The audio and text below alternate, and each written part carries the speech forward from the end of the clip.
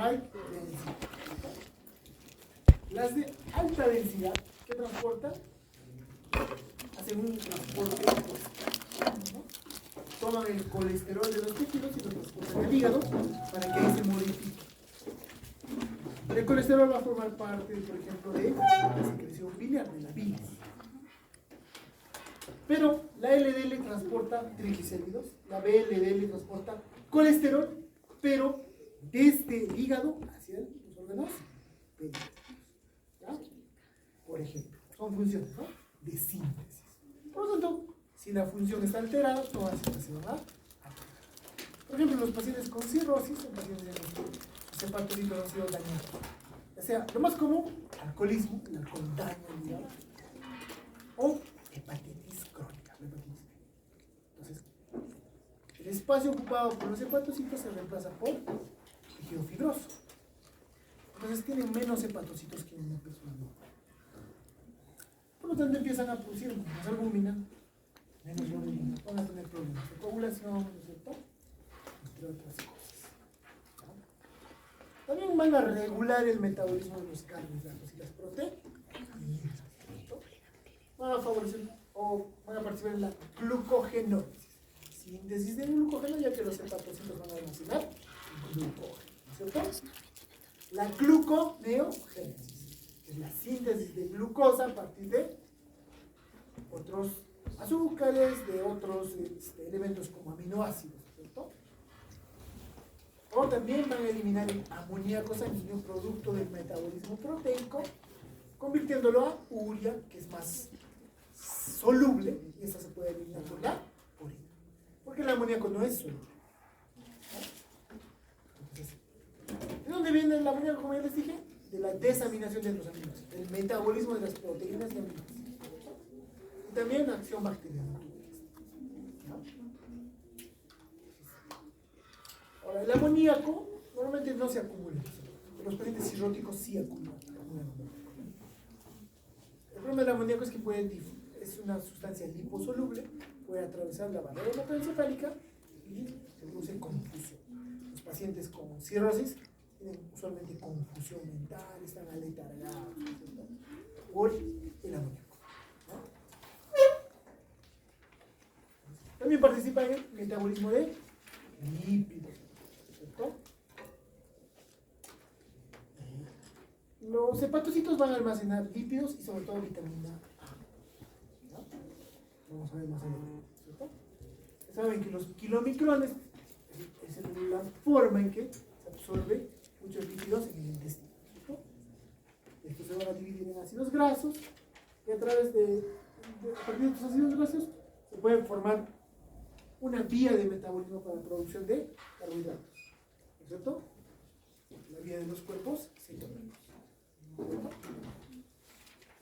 Se producen adiacético, ácido químico, etc. Estos son los cuerpos cetónicos. Eso ya lo van a ver más adelante con la bioquímica, ¿no? Y a partir también de estos ácidos grasos se pueden sintetizar fosfolípidos y colesterol, que forman parte fundamental, por ejemplo, de las membranas celulares, en el sistema nervioso, o el colesterol forma parte de las hormonas, ¿cierto?, lipídicas, ¿cierto? Hemos visto varias: testosterona, hemos visto muchas de las hormonas de la corteza suprarrenal tienen origen en el colesterol, modificaciones del colesterol, ¿cierto?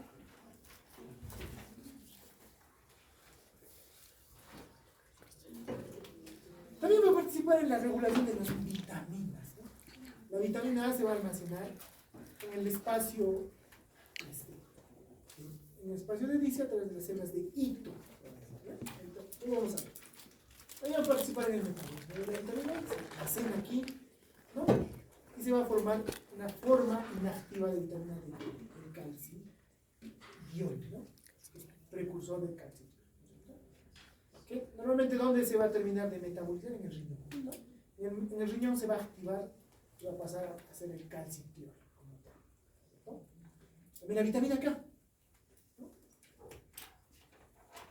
Y también vamos a participar en el almacenamiento de la vitamina B12, ¿no? Tiene muchas funciones, como pueden ver, ¿no? También va a participar en la degradación del maxilar. va a tener un complejo de enzimas que se va a llamar el citocromo P400, que participan en la detoxificación de nuestro cuerpo. ¿No? Pueden degradar hormonas, ¿cierto? También enzimas lisosómicas y lo hacen en dos fases. En una primera fase pueden oxidar al grupo, pueden agregar a la sustancia que queremos degradar, grupos hidroxilo, grupos carboxilo, ¿no es cierto? Y esto que lo hace el citocromo P400. Y luego hace que estas sustancias se vuelvan solubles para que la podamos eliminar por la orina, por las deposiciones. ¿Y cómo lo hacen? Conjugándolo con el ácido glucurónico, con la glicina, con la taurina. Es decir, unen la molécula, el fármaco, a una sustancia que lo hace soluble. Al unirse a este fármaco, se hace soluble, entonces se puede eliminar por la bilis, ¿no? A través de las heces, o soluble en la sangre, se filtra por la orina y se elimina por la orina. ¿Correcto? Entonces participa en ese metabolismo, ¿no? Ahora, todo lo que ingerimos por vía enteral llega a la absorción intestinal, sí o sí va a pasar por el hígado, ¿cierto? ¿Por qué? Porque el territorio esplácnico del intestino, donde termina desembocando el sistema venoso, en la porta, ¿no? La vena porta. La vena porta va a desembocar en los sinusoides, en los capilares, ¿no? Pero hay dos formas de que algunos medicamentos, sustancias, no lleguen a tener un pase hepático. Uno, la absorción oral o sublingual. Hay unos medicamentos que tú los puedes poner debajo de la lengua y se absorben directamente a la circulación sistémica, a la circulación arterial, sin pasar por el hígado. Porque luego del hígado, la sangre se recoge por las suprahepáticas, llega a la cava y recién al corazón. Y esa se va a oxigenar y se va a bombear, ¿cierto? Entonces, casi todos los fármacos aquí o se degradan a una forma inactiva o un metabolito que tenga pero por vía oral, y algunos fármacos también por vía rectal, pues el plexo hemorroidal inferior no desemboca en el territorio, va a desembocar directamente en la circulación. Entonces, hay esos dos, por eso va a haber medicamentos que pueden usarse por vía oral, tomarlos y absorberse del intestino, directamente por vía sublingual, y otros por vía rectal. Por ejemplo, los pacientes que convulsionan, tú necesitas romper esa convulsión, no tienes una vía, ¿qué puedes hacer?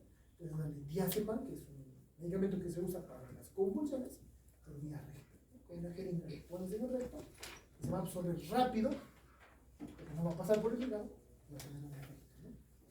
Por ejemplo, o el paciente que tiene una presión elevadísima, antes se les ponía debajo de la lengua, ¿no? Ahora ya no se prefiere mucho esa idea, ¿no? Pero por ejemplo, o los pacientes que están sufriendo anginas, dolor de pecho por isquemia, se les da un medicamento en la lengua, ¿no? Entonces se aprovecha. Pero la mayor parte, sí o sí, que se ingieren todos los medicamentos, las sustancias que ingerimos, se absorben por los enterocitos. Por lo tanto, van a pasar al territorio esplácnico. El territorio esplácnico siempre desemboca en la vena cava, ¿no es cierto? Entonces, ¿hasta ahí se entiende? Otra función muy importante. Gracias a ese complejo citocromo P400. Entonces, el producto exocrino del hígado es la bilis. La producción. ¿Cuánto producimos? Miren, entre medio litro y más de un litro. ¿Qué producimos? ¿Qué contiene la bilis? Primero, agua y electrolitos, ¿no? Sodio, bicarbonato. Sales biliares. Las sales biliares son un conjunto de sustancias que hacen que los lípidos se vuelvan solubles. ¿Verdad? Bilirrubina es el que le da el color a la bilis. ¿Y dónde deriva la bilirrubina, hemos dicho? ¿De acuerdo? La degradación del grupo hemo, ¿cierto?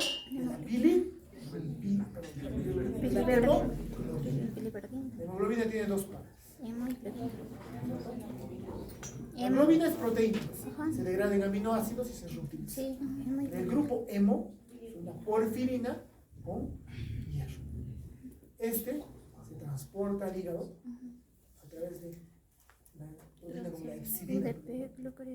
Y en el hígado se va a transformar esta bilirrubina. Va a haber dos tipos de bilirrubina, la conjugada y no conjugada. Eso lo vamos a hacer con la noticia. La no conjugada no es soluble en agua, no se puede disolver. Tiene que ser transformada en una proteína, en una albúmina. En cambio, el hígado, ¿qué hace? La vuelve soluble, la une con ácidos biliares. Entonces se vuelve soluble y ya se puede disolver en agua y le da el color verde. Y pasa a las deposiciones y le da el color característico a las deposiciones. Luego, fosfolípidos y colesterol. ¿No? También inmunoglobulina. Entonces, ¿para qué sirve la bilis? Para emulsificar los lípidos. Los lípidos casi siempre tienen una parte hidrofóbica y otra parte hidrofílica. Una parte de ellas se disuelve en agua y otra no. Y se agrupan en grandes conglomerados. La bilirrubina va y rompe en pedazos pequeños y eso se llama emulsificar. Y como esos pedacitos pequeños ya se pueden absorber por el intestino, ¿no? Eso es emulsificación de las grasas, ¿no? También elimina hasta el 80% del colesterol sintetizado en el hígado, ¿no? Y también excreta productos como la bilirrubina y otros fármacos, ¿no?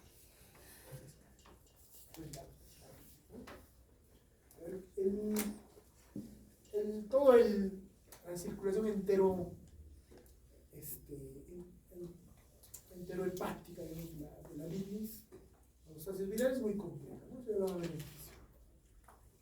Las sales biliares, o ácidos biliares, representan el 50% de todas la mitad, ¿no? Y son, usualmente, derivan de algunos aminoácidos, ¿no? Vamos a tener el ácido taurocólico, el ácido glucocólico, ¿no? Que le dan estabilidad. ¿A qué se refiere con estabilidad? Para que no se precipite, no se solidifique. Para que sea, la bilis es medio espesa, ¿sí? pero no es dura.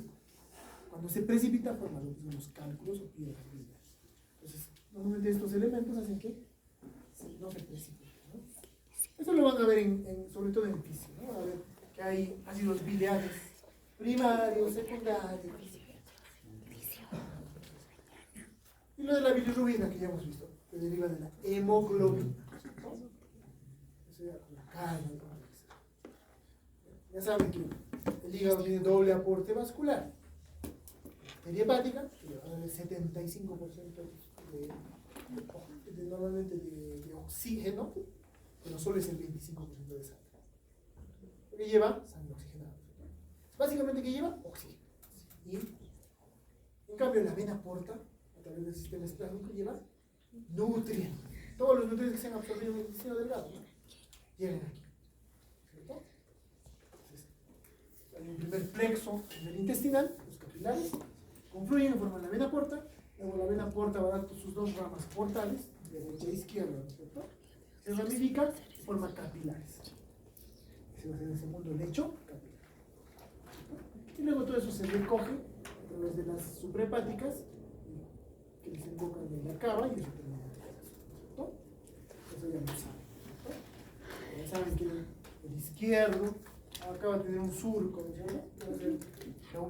Te va a dar la ubicación de la rama derecha, el surco de Rubier, ¿no es cierto? Y luego, aquí, el izquierdo, normalmente va en una pequeña porción, en una codadura donde va a recibir el ligamento redondo, ¿no es cierto? ¿No es cierto? ¿O no? Al remate triangular.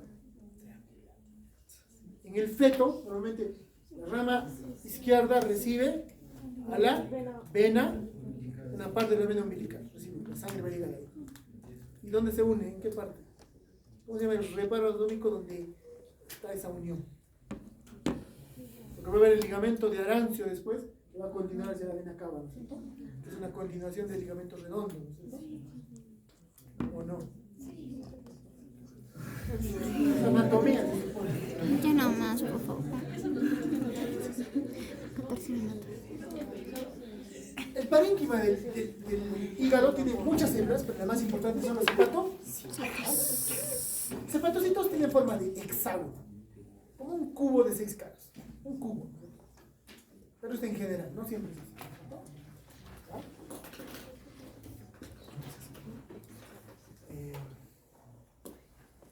La distribución de los hepatocitos es muy característica en el hígado, como vamos a ver ahora. ¿Ya? Entonces, normalmente los hepatocitos se distribuyen formando hileras. Ven acá. Esta es una hilera de hepatocitos. Hilera de hepatocitos. ¿Ya? Y la distribución siempre es en relación a una vena central. En esta vena central, los hepatocitos se irradian hacia la periferia. ¿Ya? Normalmente los hepatocitos forman estructuras hexagonales. Los lobulillos. ¿Alguien tiene otro plumón? No, yo no tengo. Sí, es bonito. Yo tengo rojito.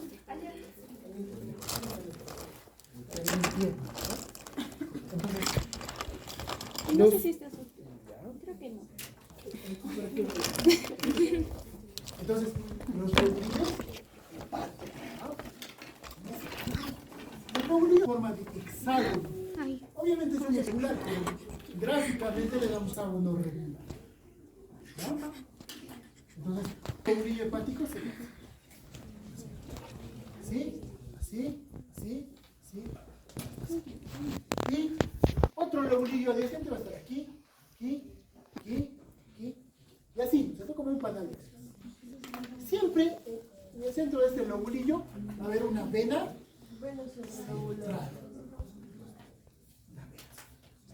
Y en cada ángulo de este hexágono va a haber, sobre todo, o sea, normalmente hay 3 cosas. ¿Ya? Una rama de la arteria hepática, aquí. Luego, una rama de la vena porta, aquí. Y un vaso biliar, ¿no? Un conducto biliar. ¿Cierto? Cada uno está así, en cada ángulo. Y eso se llama la triada portal. ¿Cierto? Es una triada portal aquí, aquí, aquí, aquí.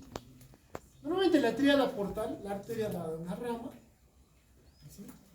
La vena da una rama, y se fusionan y terminan en la vena. Lo mismo de aquí, ¿sí, no? Lo mismo de aquí. Lo mismo de aquí. Entonces, los hepatocitos se van a distribuir. Entonces, vean, esta es la arteria hepática, la rama de la vena. Los hepatocitos se van a distribuir en hileras en relación a estos vasos. Uno tras otro. Uno tras otro. ¿No? ¿Se entiende hasta ahí? ¿No? La distribución siempre es respecto a esta vena. Entonces, la sangre va a fluir siempre. Arteria hepática, rama portal, se van a juntar en el medio y finalmente van a terminar drenando la vena central. La vía biliar va a ser lo contrario, va a ir desde el centro hacia abajo. ¿Entienden? En la vida real se vería así, no es tan hexagonal. Entonces, Bueno. estas zonas donde están las triadas portales se van a llamar las áreas portales o pierna. Normalmente están estos 3 elementos envueltos o separados del resto del tejido por una vaina de tejido. ¿Ah?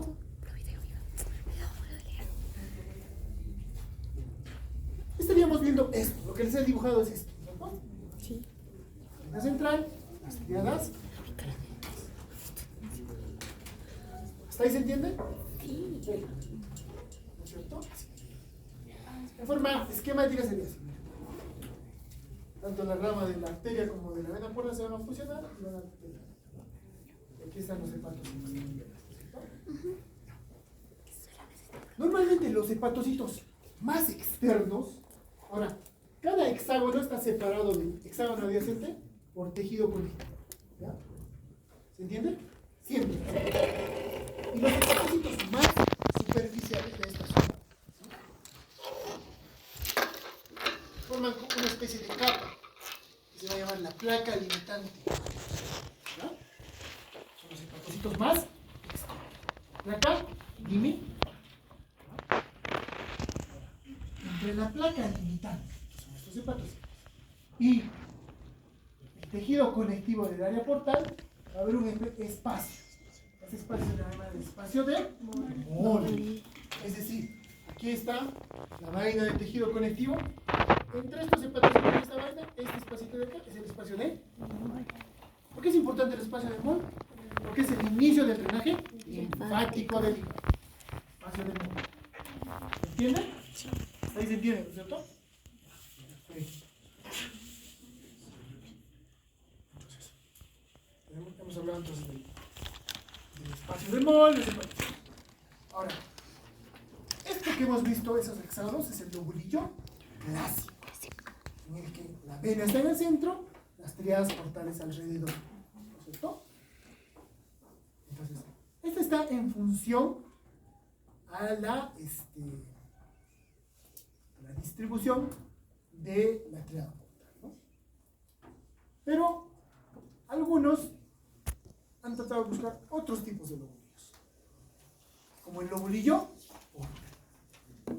El lobulillo portal resulta de 3 hexágonos juntos, donde unen sus 3 venas centrales. ¿Ven? Acá está la vena central, vena central, vena central.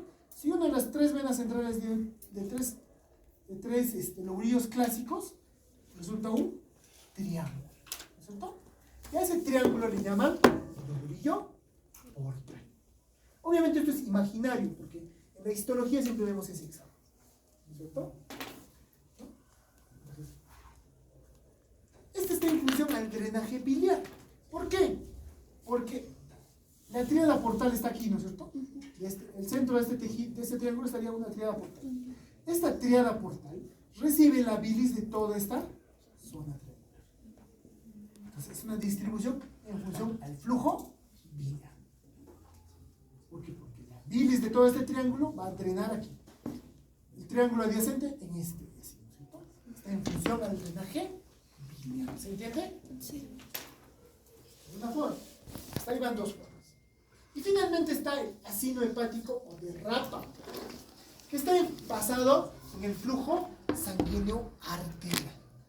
Porque resulta que cuanto más cerca está la arteria, más oxigenada están las células. Cuanto más alejada la arteria, menos oxígeno van a tener estas arterias. ¿Se entiende? Perdón, estos hepatocitos. ¿Se entiende? Entonces, ¿cómo se dibuja un acino hepático de derrapa? Tengo dos lobulillos clásicos, hexagonales, ¿no es cierto? Su vena central, su vena central. No se fijen en los colores, solo las dos antes, ¿cierto? Entonces, tendría, aquí tengo 2. ¿No? Acá voy a dibujarlo aquí, ¿ya? Pero eso va a ser, si esto de dibujar va a ser para el Tendría uno examen aquí, de ¿no es cierto? recuperación. Para que me entiendan. Amiga, la fija Aquí estaría otro, recuperación. ¿cierto?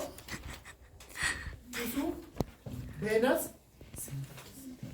Entonces, si yo dibujo, hago una línea imaginaria entre las 2 venas centrales y tendría una línea imaginaria entre las 2 triadas portales. Y las hago esto. Me va a sonar, me resulta una área elipsoidea, ¿no es cierto? Aquí está uniendo una línea imaginaria que une las 2 triadas portales adyacentes y 2 venas centrales. Y las uno y forma un área elipsoidea. ¿Ya? De tal manera que se puede dividir en 3 zonas. La zona más adyacente a este tabique del tejido conectivo, que sería la moradita, sería la que recibe más oxígeno porque está más cerca a las arterias. La zona 2 es una zona intermedia y la zona 3 sería la más cercana a las arterias. Por lo tanto, la zona 1 recibiría más oxígeno. La zona 2 un poco menos y la zona 3 es la que menos oxígeno recibe respecto a la arteria hepática. Ahora, ¿qué pasa si yo ingiero una toxina? Esta se ingresaría por las ramas de la vena. La zona 1 sería la que recibiría más toxinas, la zona 2 la que menos toxinas, y la zona 3 la que casi ningún tipo de toxinas. Esto sirve desde el punto de vista patológico.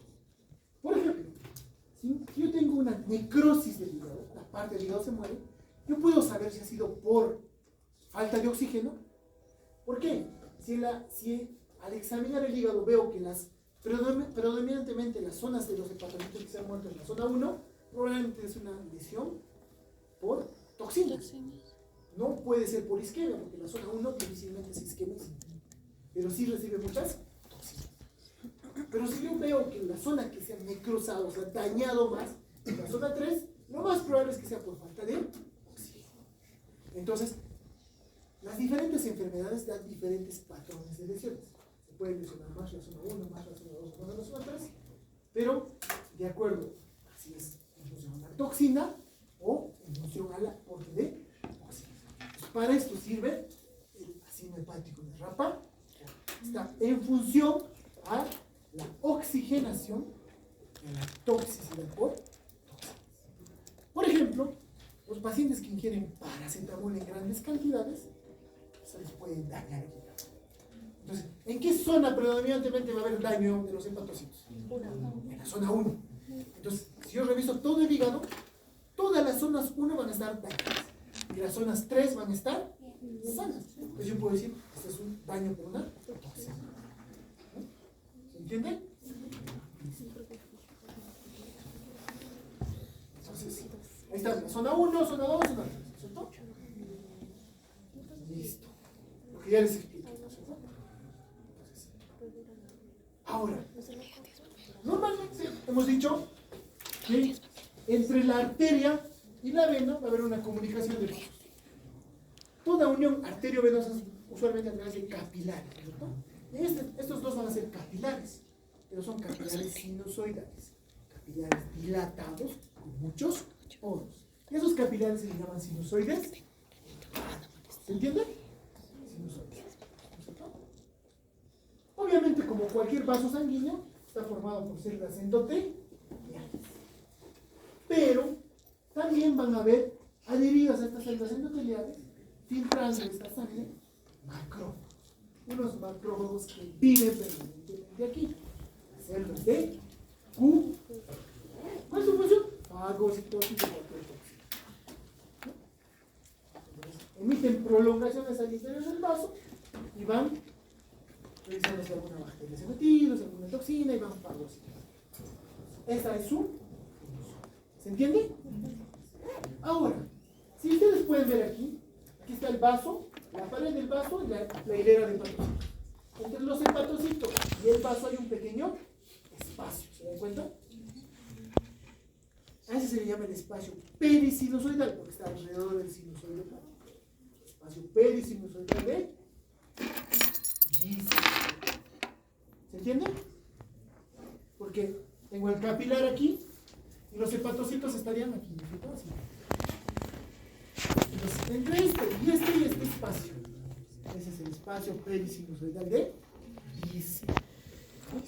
¿Entienden?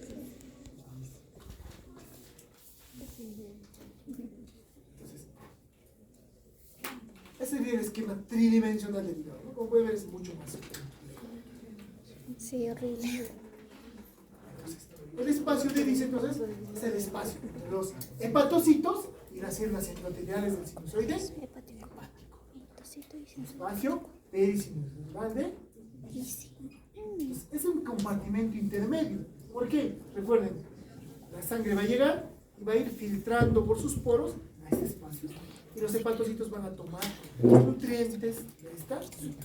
Y aquí va a haber un grupo de células importantes, las células estrelladas de Hito. Estas células estrelladas de Hito, ¿por qué son importantes? Porque presentan vitamina A y producen colágeno tipo 3. ¿No? Que funcionalmente para formar, ¿qué es el colágeno tipo 3? Las fibras reticulares. Entonces, ¿qué forman las fibras reticulares? El esqueleto del hígado. Pero cuando hay lesión de los hepatocitos, ¿no? Estas cambian su morfología funcional y empiezan a sintetizar colágeno tipo 1 y empiezan a formar las cicatrices de hígado. Su función normal era la síntesis de el esqueleto del hígado, Eso como pero que ya no. cuando se daña, sintetizan cicatrices en el hígado. Entonces son las células responsables de la fibrosis en caso de la Fibrosis, colágeno. cirrosis. Ah, claro. Eso es fácil. Estas son las células responsables. Amiga, te aprendí. No es que los hepatocitos o no es que los fibroblastos migran, porque son células de. ¿Se entiende? Sí. Eso va a entender. En morado, los hepatocitos, las hileras, ¿no? Cada uno es un hepatocito. Aquí está el vaso sanguíneo. Este es en amarillo el espacio pericinural de Dice. ¿No es cierto? Dice. No lo sé dibujar esa misma. Estos hepatocitos más periféricos son la placa dimitral. Eso. Esta es la triada. ¿Cierto? Y vean, entre el tejido conectivo y la placa limitante y los vasos va a haber este espacio. El espacio de. No, el espacio de Dice es este. ¿Cómo se llama el espacio? Espacio de Mol. Mol. Que va a recoger el líquido intersticial y ahí va a empezar el sistema linfático. ¿Hasta ahí se entiende? Ahora, normalmente los hepatocitos tienen 6 caras. ¿No? Y pueden haber 2 hileras de hepatocitos juntas. Yo y un hepatocito aquí. Pero entre los dos tenemos surcos. O sea, yo tengo un surco aquí y un surco al costado. Cuando nos juntamos, tomamos un conducto. Entonces acá vemos este hepatocito formando este conducto y este conducto con los surcos. Esos son los canalículos Biliares. Inicialmente esos canalículos biliares no son un vaso, porque no están formados por células endoteliales, sino son un espacio formado por los hepatocitos adyacentes. Sí, antes. Ahí se sintetizan antes, ¿no? Hasta que atraviesa el tejido conectivo. Y ahí inicia la parte inicial de la vía biliar. Este conducto que atraviesa el tejido conectivo es continuación del canalículo biliar, se va a llamar el conducto de Henry. Es la parte inicial de la vía biliar. De aquí ya viene toda la otra red de vía biliar. ¿Se entiende? Listo. No más. Me quiero hacer páncreas. Y esta zona, porque aquí está el espacio de Mol, ¿no es cierto? ¿Les dije? Sí. Vean, está recogiendo el líquido del espacio de Dice. Sí, sí. Y es la parte inicial de la vía. Biliar. Luego ya se forman vasos linfáticos propios. Espacio de mejor. Recogerlo del espacio de ¿Entiendes, dice no? y empieza la biliar. Pero Está fácil. Ojalá se me acuerde. los hepatocitos en la célula especializada son células poligonales. Son el 60% de todo el parénquima. Suelen ser uni o binucleados. Suelen 1 o 2. Son los que producen la pila. Entonces, los hepatocitos tienen 6 caras. Como pueden ver. ¿A los que se van a llamar? Dominios. Una cara siempre, sea cual sea, esté aquí, aquí, aquí, aquí, arriba, va a estar en contacto con el sinusoide hepático. Va a tener una cara sinusoide. Pero siempre hay un sinusoide por arriba, por abajo, a la derecha, a la izquierda. Entonces, siempre va a tener 2 caras sinusoidales, ¿no es cierto? Una y una, ¿no es cierto? 2 caras sinusoidales. Y las otras caras que no están en contacto con los sinusoides van a ser las caras laterales. Y las caras laterales son las que tienen los surcos, que al unirme con el hepatocito adyacente forman un conducto. Los canalículos biliares. Las caras laterales forman los canalículos biliares. ¿No? Entonces, en los canalículos biliares va a haber microvellosidades y ahí se secreta la bilis. Va a haber transportadores específicos para producir bilis. Secretar bilis, ¿no? Y en el espacio de Dice, que sería este, también van a tener microvellosidades, pero para captar los nutrientes que van a ser utilizados, almacenados, modificados, lo que fuese en el hepatocito. ¿Cierto? ¿Se entiende? Ahora, los conductos biliares pueden ser intrahepáticos y extrahepáticos. Los extrahepáticos básicamente van a ser los hepáticos comunes, el derecho e izquierdo, se unen, forman el hepático común, que se van a unir al cístico y van a formar el colédoco, ¿no es cierto? Normalmente es así.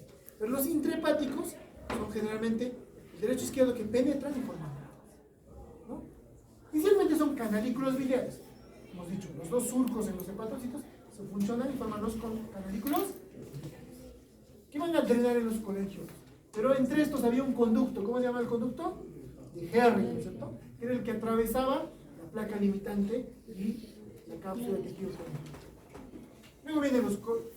Luego viene el conducto biliar, luego los grandes conductos. Sigue esa forma, ¿cierto? Este siempre es centrífugo respecto al lobulillo hepático clásico, ¿cierto? Va del centro hacia afuera. La sangre va en forma centrípeta, de afuera hacia el centro, ¿cierto? Eso ya hemos visto. Entonces, resulta que estos tres elementos de aquí van a tener esto. Van a secretar bicarbonato, estimulados por la secretina. Es una hormona producida por las células S en los nichos, ¿cierto? La secretina estimula bicarbonato para que cuando llegue al duodeno amortigüe también el bolo alimenticio que ha venido del estómago, que es ácido. Ahí están los hepatocitos, ¿cierto? No son hexagonales propiamente dicho, pero tienen esa forma, ¿cierto? Y ahí están los hepatocitos y sus fibras reticulares. Las negras son las fibras reticulares. Los hepatocitos, que pueden ser uni o bi. Ahora, se representan como cubos, no es específicamente así, pero es un esquema. Ahí está la tríada portal, ¿no? Conducto biliar, rama de la arteria y rama de la vena portal. La tríada en el espacio de qué era, el área de izquierda, ¿no es cierto? Están los hepatocitos bi y mononúcleo. Finalmente, la vía biliar extrahepática, ¿cierto? Los hepáticos derecho izquierdo, común, unirse con el cístico, con la mayor, y la vesícula, ¿no? Una forma piriforme, ya saben, ¿no? Anatómicamente tiene un cuerpo, un cuello, ¿no? Normalmente la unión entre el cuerpo y el cuello tiene una forma prominente, ¿cierto? Que se va a llamar el saco de Harman, ¿cierto? ¿Cuál es la función de la bilis? Concentrar, perdón, la vesícula, concentrar la bilis. Puede almacenarla así, pero también la concentra. ¿De qué forma? Normalmente la bilis se va a encargar de que la vesícula, que la bilis se sintetice en forma pulsante. ¿Quieres algo? Recién, en cambio, si no tuvieses vesícula, la secreción sería continua. Estaría pasando continuamente pequeñas cantidades de la vesícula hace que se almacene y se secrete en forma de bolos, ¿no? Un bolo ahorita, un bolo después, un bolo después. Su mucosa es el epitelio cilíndrico, ¿no? Tiene algunas células claras y células en cepillo. Estas dos son muy importantes, ¿no? Y se pueden imaginar hacia el interior, hasta alcanzando la muscular, y esas imaginaciones se llaman los senos de Rokitansky, ¿no? O sea, tenemos la pared, este es el epitelio, ¿no? Y acá estaría la muscular. Aquí se imagina, y obviamente con su epitelio también, ¿no? Estos son los senos de Rokitansky. Algo importante de estas células que se definen en la glucosa es que tienen estas bombas de sodio. Tiene lámina propia, ¿no? Pero algo característico de la vesícula es lo siguiente: no tiene submucosa ni muscularis mucosa, ¿cierto? Pero todo el tubo digestivo tenía eso, ¿cierto? Aquí no hay ni muscularis mucosae ni submucosa, ¿no? ¿Tiene músculo liso? Sí. Longitudinal. Ahora, la mucosa forma repliegues, ¿no? Que en caso del cuello forma una válvula, ¿no es cierto? ¿Cómo se llama la válvula de la vesícula? Odito. Tiene un nombre, ¿no es cierto? La de... Una válvula semicircular. Luisito me cuello de la dijo. vesícula. Tú tienes un nombre, ¿cierto? ¿Alguien de? ¿Bater? Tarea. Y luego está la Válvula del bilis. páncreas medio. ¿Sí? Normalmente la vesícula está empotrada Cuando sobre se cuenta el con el dedo de bater. y el peritoneo pasa así. Pero el peludo Sobre el del cuello. hígado. Tiene una cara peritoneal y una cara pegada al hígado. La que está pegada al hígado es una cara que es adventicia. La que es libre es la serosa. ¿Se entiende? ¿Cierto? Register. ¿En qué consiste la concentración de la bilis? Register, amigo. Vamos a acabar, chicos. No. Ya no. Hasta aquí nomás. No, hasta aquí O sea, nomás. normalmente hemos dicho que había una bomba de sodio y potasio. Entonces, se va a bombear sodio hacia la célula, hacia el espacio extracelular. Pero siempre el sodio genera un gradiente osmótico, entonces ¿qué va a haber? Movimiento de agua. Desde la luz, que es el contenido de la bilis, hacia el espacio extracelular. Entonces la bilis va a tener menos cantidad de agua que la bilis producida en el hígado. A eso se llama concentración de la bilis. ¿Ya? Entonces, ese es el efecto final del revestimiento de estos. Y finalmente vamos a ver quién estimula la producción. La colecistocinina producida por quiénes, las células C, no, las células I, ¿no es cierto? ¿Qué van a estimular? Estimulan la contracción del músculo liso de la vesícula biliar y la relajación del esfínter de Golgi. La secretina, ¿qué estimulaba? La producción de bicarbonato en los conductos intrahepáticos de la vía biliar. La secretina también va a estimular la producción del jugo pancreático. Sí, pero no eso diga. Ese es otro que te he dicho. La secretina y la colecistocinina va a ser el elemento más importante. Pero no es el único. El vago también en forma de sus ramas Register. van a estimular esto. ¿No? Y esto ya lo hemos visto, ¿no? La parte extrahepática. Esa es la vesícula. Algo importante es que la vía biliar, normalmente el coledoco se va a funcionar con quién. El conducto principal del páncreas. Normalmente el páncreas tiene una mayor presión hidrostática, por eso es que la bilis nunca pasa a la. ¿Por qué? Porque normalmente hay un esfínter común, cada uno tiene un esfínter, pero todo esto dentro de la pared del hígado. Pero en algunos casos esta unión biliopancreática es más larga de lo normal. De tal manera que la unión está por fuera de la pared del hígado. Y pierde su y puede haber reflujo del jugo pancreático a la pared, o bilis a la pared. Lo más común es que sea del páncreas, ¿sabes? ¿Eso qué puede producir? Riesgo de cáncer biliar. Eso se llama unión pancreato-biliar. Eso es sencillo. Bye.